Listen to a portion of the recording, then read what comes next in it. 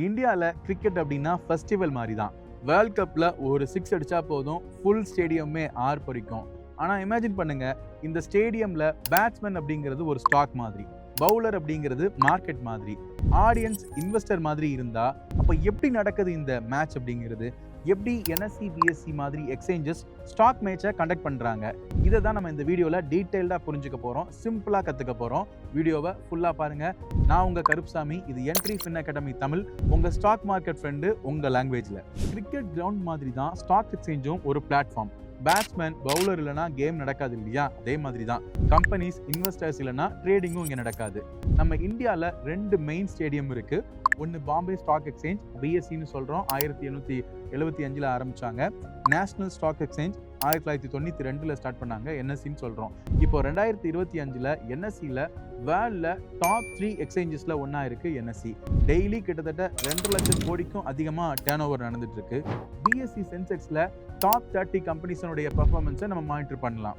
Reliance, HDFC, TCS, Titan இவங்கெல்லாம் big players. Company எப்படி IPOல entry கொடுக்குறாங்களோ அதே மாதிரி தான் பேட்ஸ்மேனும் கிரீஸில் என்ட்ரி கொடுக்குறாங்க. பப்ளிக் இன்வெஸ்ட் பண்ணும்போது அது ரன் ஸ்கோர் ஆகிற மாதிரி. இன்வெஸ்டர்ஸில் 2 டைப் இருக்கிறாங்க. ஒன்று ரீட்டைல் பிளேயர்ஸ், நம்மளே மாதிரி ஸ்மால் இன்வெஸ்டர்ஸ். இன்னொருத்தங்க institutional players, mutual funds, foreign investors. இவங்கெல்லாம் இன்ஸ்டிடியூஷனல் பிளேயர்ஸ் நம்ம சொல்லுவோம். ஒரு கம்பெனி நல்ல பெர்ஃபார்மன்ஸ் கொடுத்தா ஷேர் ப்ரைஸ் அப்படிங்கிறது இன்க்ரீஸ் ஆகும். சிக்ஸர் மாதிரி புவர் பெர்ஃபார்மன்ஸாக இருந்துச்சுன்னா விக்கெட் தான். 2025 இந்தியாவில் 9 கோடிக்கும் அதிகமான ஆக்டிவ் டிமேட் அக்கௌண்ட்ஸ் இருக்கு.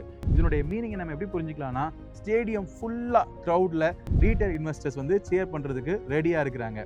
ஒரு கேம் ஃபேராக இருக்கணும் அப்படின்னா அம்பையர் ரொம்ப ரொம்ப முக்கியம் இல்லையா?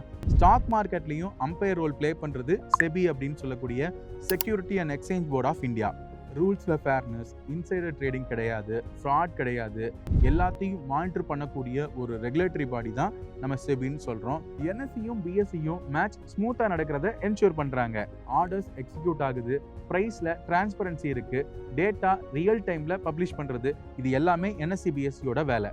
எப்படி கிரிக்கெட்டில் ஸ்கோர் போர்டில் ரன்ஸ், விக்கெட்ஸ், ஓவர் அப்டேட் இதெல்லாமே காட்டுதோ அதே மாதிரி ஸ்டாக் மார்க்கெட்லேயும் இண்டெக்ஸ் அப்டேட்னு ஒன்று இருக்குது. எவ்ரி செகண்ட் NSEல Nifty 50, BSEல Sensex 30.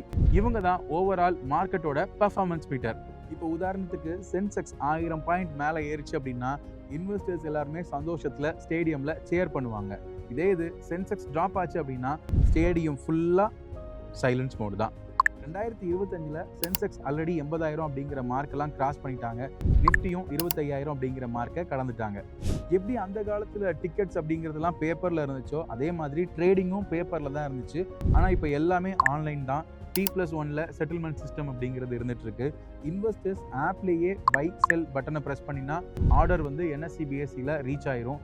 எக்ஸ்சேஞ்ச் அதை மேட்ச் பண்ணுவாங்க. பையர் செல்லர் ரேட் மேட்ச் ஆச்சுன்னா அந்த டீல் வந்து எக்ஸிக்யூட் ஆகும்.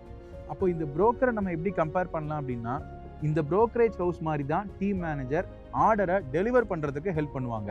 ஜெரோதா, க்ரோ, ஏஞ்சல் ஒன் இதெல்லாம் மொபைல் ஆப்ஸுக்கு வந்த பிறகு எவ்ரி ஒன் கேன் பிளே அப்படிங்கிற ஒரு பீரியட் அப்படிங்கிறது ஸ்டார்ட் ஆயிடுச்சு. மேட்ச்ல பேட்ஸ்மேன் வின் பண்ணினா டீமுக்கு கப்பு கிடைக்கும். அதே மாதிரி ஸ்டாக் மார்க்கெட் பெர்ஃபார்ம் பண்ணிச்சு அப்படின்னா இந்தியாவினுடைய பொருளாதாரம் அப்படிங்கிறது உயரும், கம்பெனிஸ் க்ரோ ஆவாங்க, டாக்ஸ் ரெவன்யூ அப்படிங்கிறது பெருசாகும், எம்ப்ளாய்மெண்ட் அப்படிங்கிறது கிரியேட் ஆகும், GDP அப்படிங்கிற ரன் ரேட்டும் இன்க்ரீஸ் ஆகும். 2025 இந்தியாவோட GDP growth அப்படிங்கிறது 6.8% இருக்கு. மார்க்கெட் கேபிட்டலைசேஷன் அப்படிங்கிறது $4.5 trillion அதிகமாக இருக்கு. இந்த நம்பர்ஸ் எல்லாம் வச்சு பார்க்கும்போது உலக அளவில் இந்தியா 3வது இடத்துல இருக்கு.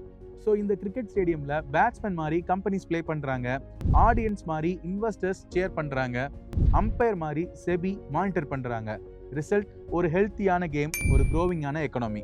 நெக்ஸ்ட் டைம் நீங்கள் நிஃப்டி அப்னு கேள்விப்பட்டீங்க அப்படின்னா நீங்கள் ஞாபகம் வச்சுக்க வேண்டியது வேர்ல்டு எக்கனாமி அப்படிங்கிற கிரிக்கெட் மேட்ச்சில் இந்தியாவோட ஸ்கோரிங் ரன் தான் நிஃப்டி சென்செக்ஸோட வேல்யூஸ். இதே போல் சிம்பிளாக ஸ்டாக் மார்க்கெட்டை கற்றுக்க சப்ஸ்கிரைப் பண்ணுங்கள். என்ட்ரி ஃபின் அகாடமி தமிழ், உங்கள் ஸ்டாக் மார்க்கெட் ஃப்ரெண்டு உங்கள் லாங்குவேஜில்.